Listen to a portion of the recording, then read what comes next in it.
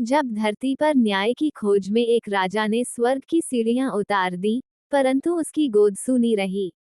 तब ईश्वर ने एक दिव्य लीला रची, जो युगों तक अमर रही। राजा दशरथ का महल सुनहरा तो था, पर उनकी आंखों में उदासी का साया था। उनका जीवन और राजपाट अधूरा था क्योंकि उनके पास संतान नहीं थी। वे अपनी विरासत को सौंपने के लिए तरसते थे। ऋषि वशिष्ठ ने उन्हें यज्ञ करने का सुझाव दिया। दशरथ ने ये सुनकर संकल्प लिया कि चाहे कुछ भी हो जाए, वे अपने राज्य और अपनी विरासत के लिए इस यज्ञ को पूरा करेंगे। यज्ञ की पवित्र अग्नि में आहुति देते हुए दशरथ ने ईश्वर से संतान की प्रार्थना की।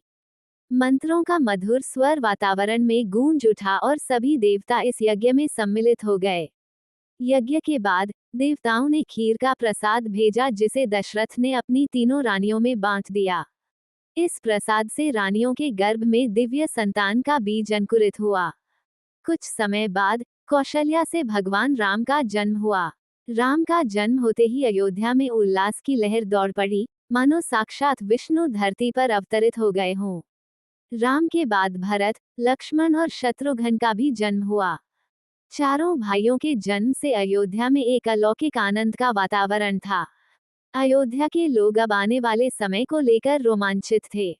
वे जानते थे कि इन चारों राजकुमारों में कुछ विशेष था जो भविष्य में उनके राज्य का भाग्य बदल देगा।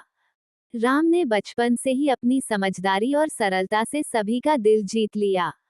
उनकी हर बाल लीला ने अयोध्या को नई उम्मीदें दी और राजा दशरथ को गर्व का एहसास कराया। राम का जन्म और उनकी बाल लीलाओं ने अयोध्या को अद्वितीय खुशियां दी। यह आरंभ था उस महाकाव्य की, जो सदियों से मानवता को धर्म, प्रेम और कर्तव्य का पाठ सिखाती आई है।